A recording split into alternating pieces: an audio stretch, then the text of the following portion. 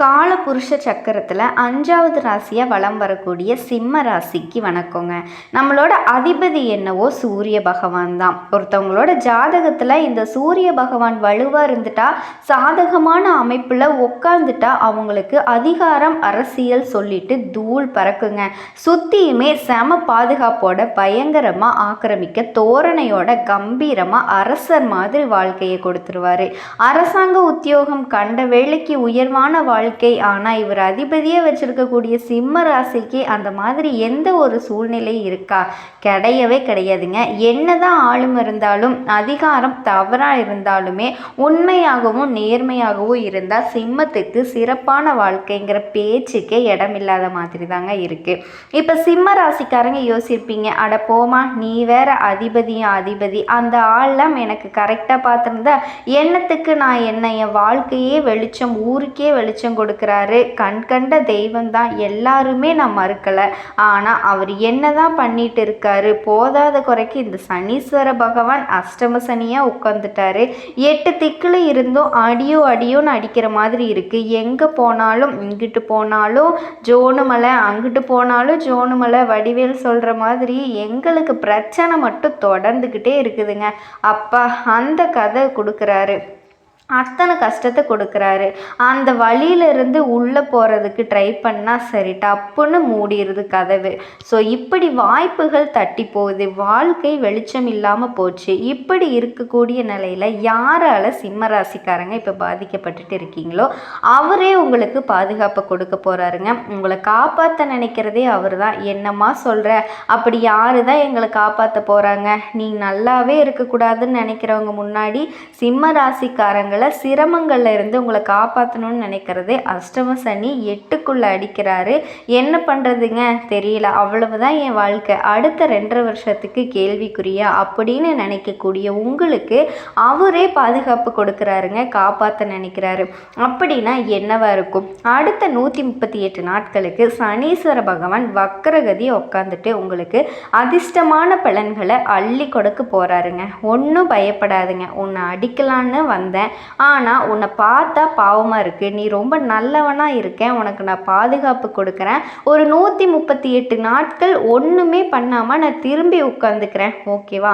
நீ உன் வாழ்க்கையில் எப்படியெல்லாம் என்னெல்லாம் பண்ணணுமோ சரி அதை பண்ணு, அதே போல் என்னெல்லாமோ நல்லது நடக்க பண்ண முடியுமோ அது எல்லாத்தையுமே நான் பண்ணுறேன் அப்படின்னு உங்களை பத்திரப்படுத்தி முன்னேறதுக்கான வழியை பாரு இப்படி சொல்லி சனீஸ்வர பகவான் நான் உனக்கு ஒரு வாய்ப்பை கொடுத்துட்டு 138 நாட்கள் சைலண்ட்டாக இருக்க போகிறேன். இப்போ நான் என்ன பண்ணணுங்கிறது தான் நம்முடைய சாமர்த்தியமே இருக்குங்க, இல்லையா?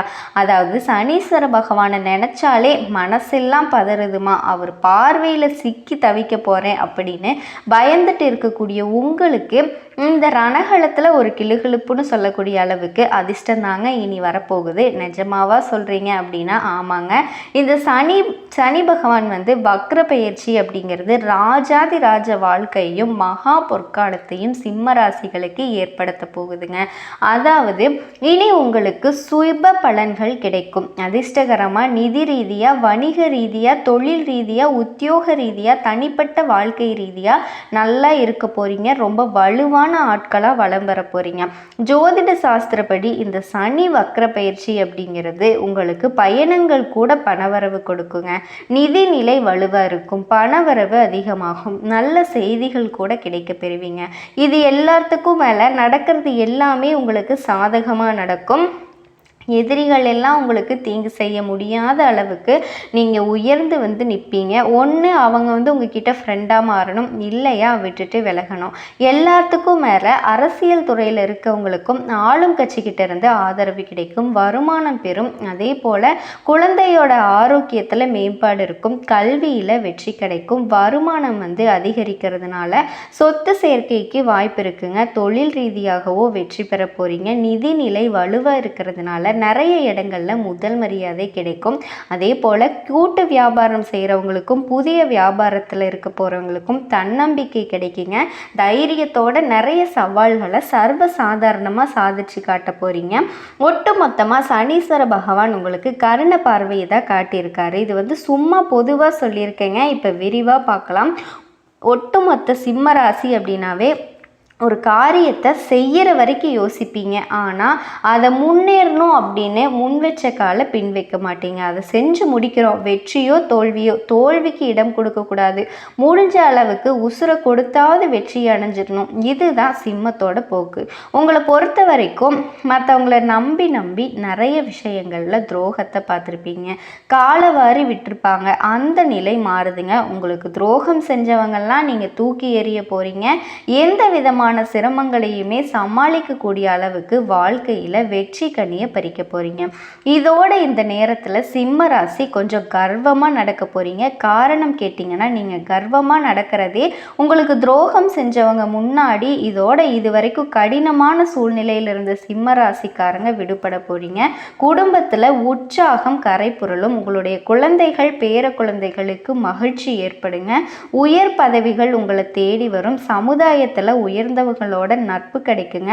நீங்கள் செய்யக்கூடிய தொழிலில் வந்து பார்த்தீங்கன்னா விரிவுபடுத்துவீங்க. பெரிய அளவில் கடன் வாங்கி கஷ்டப்பட்ட உங்களுக்கு அந்த கடனை முழுசாக அடைக்கக்கூடிய அளவுக்கு பெரிய அளவிலான தொகைகள்லாம் உங்களை தேடி வரும். அதே நேரத்தில் எல்லா விதமான செயல்பாடுகளுமே நல்லா புரிஞ்சு அதுக்கப்புறமா திட்டமிட்டு செயல்படுத்த போகிறீங்க.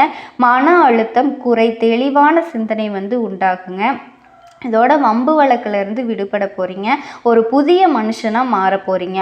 ஆன்மீகத்தில் புதிய விஷயங்களை அறிஞ்சிக்க போகிறீங்க. தர்ம காரியங்களுக்கு செலவு செய்வீங்க. பொருளாதாரத்தில் வளம் கூடுதுங்க. சலசலப்பாக இருந்த வீடுங்கிறது இப்போ சந்தோஷத்தில் கலகலப்பாக இருக்க போகுது. புதுசாக வீடு கட்டுறது, வண்டி வாகனம் வாங்கிறது, ஆடை அபகரணங்கள் வாங்க போகிறீங்க. இதோட குடும்பத்தில் உடன்பிறப்புகளால் உங்களுக்கு இருந்த அந்த கசப்பு தன்மை மாறுதுங்க. அனுகூலம் உண்டாகுது. நண்பர்கள் கிட்ட மன உறுதியோட தெளிவாக பேச போகிறீங்க. உங்களை புறம் பேசுகிறவங்க எல்லாமே அடையாளம் கண்டுபிடிச்சு அவங்க கிட்ட இருந்து நாசுக்காக விலகிறது ரொம்ப ரொம்ப நல்லதுங்க. கையிருப்பு பொருட்களையும் பத்திரப்படுத்தி பணத்தையும் சேமிக்க பாருங்க. இதே மாதிரி நீங்கள் நினச்ச காரியங்கள், நீங்கள் கனவுல நினச்ச விஷயங்கள் எல்லாமே நடக்க போகுதுங்க. இத்தனை நாள் கஷ்டப்பட்டுட்டு இருந்த இது நமக்கு நடக்கவே இல்லையே அப்படின்னு எதிர்பார்த்து காத்துக்கிட்டு இருந்த விஷயங்கள்லாம் நடக்க போகுது. அதே மாதிரி முடிஞ்ச அளவுக்கு எந்த வேலையை செஞ்சாலும் சரிங்க, உறுதியோட எண்ணத்தோடு செய்ய பாருங்கள். நீங்கள் சார்ந்திருக்கக்கூடிய துறையில் நல்ல முன்னேற முடியும். கூட்டாளிகளையும் சரி சூழ்ச்சி வலை பின்னி வச்சுருப்பாங்க. அதில் சிக்காமல் இருக்கிறது உங்களுடைய சாமர்த்தியம் தான். ஏன்னா சனி பகவான் வந்து வக்ர காலத்தில் உங்களை சுற்றி இருக்கக்கூடிய கெட்டது எல்லாத்தையுமே அடையாளப்படுத்திடுவார். சரிங்களா? அடுத்தது அரசாங்க வழியில் உங்களுடைய கஷ்டங்கள் மறைந்து வெளியூர் மற்றும் வெளிநாடுகளிலிருந்து நல்ல தகவல்கள்லாம் கிடைக்க பெற போகிறீங்க. மன வலிமை அதிகமாக போகுது. உங்களுடைய செயல்பாடுகளில் சுறுசுறுப்பு கூடும். உங்களை நீங்களே அறிஞ்சு கொள்ளக்கூடிய காலகட்டம். தெய்வ வழிபாட்டிற்கு தக்க பலன் வந்து கிடைக்கும். உடைய காரியங்களில் பொறுமையும் அமைதியும் கடைபிடிச்சிட்டாவே போதுங்க. நடக்கிறதுங்கிறது எல்லாமே சிறப்பாக நடக்கும். இது உத்தியோக பணிகள் இருக்குது அப்படின்னா வேலைப்பளு அதிகரிக்குங்க. ஆனால் உழைப்புக்கேற்ற ஊதியம் பெறுவீங்க. அதில் எந்த ஒரு தடையுமே இருக்காது. கூட வேலை பார்க்குறவங்களே பொறாமை கொள்ளக்கூடிய அளவுக்கு எடுத்த காரியங்களில் சந்தர்ப்ப சூழ்நிலையிலான நீங்கள் மாற்றக்கூடிய வாய்ப்புகள் இருக்குது. இருக்கிறவங்க கிட்ட நீங்கள் ரொம்ப கவனமாக இருக்கிறது அப்படிங்கிறது ரொம்பவே நல்லதுங்க. கௌரவமான பதவிகளை வந்து சனீஸ்வர பகவான் வந்து உங்களுக்கு கொடுக்க போகிறாரு. அதனால் சிம்ம ராசி அன்பர்கள் இந்த விஷயத்தை மட்டும் தெளிவுபடுத்திங்க. இந்த காலகட்டத்தில் உங்களுக்கு வந்து நல்ல வளர்ச்சி இருக்கும். இதை பார்த்து எல்லாருமே பொறாமைப்படுவாங்க. கண் திருஷ்டி இருக்கும். இது வந்து சிம்ம ராசிக்கு சாதகம் கிடையாது. ஏன்னா கல்லடி பட்டாலும் கண்ணடி படக்கூடாது அப்படின்னு சொல்லுவாங்க. கண் திருஷ்டி போகணும் அப்படின்னா தினந்தோறும் சூரிய பகவானை வழிபாடு செய்யுங்க. உங்களுடைய கண் திருஷ்டி விலகணும் அப்படின்னா சூரிய பகவானை நமஸ்காரம் பண்ணுங்க. அது மட்டும்தான் உங்களுக்கு ஒரே தீர்வு. அம்மா இது புதுசாக இருக்கே நீ சொல்கிறது ஆமாங்க. உங்களுடைய அதிபதியோட பலம் கூடினாலே உங்களுடைய யாருடைய சூழ்ச்சியும் உங்களை வந்து எதுவுமே பண்ணாதுங்க.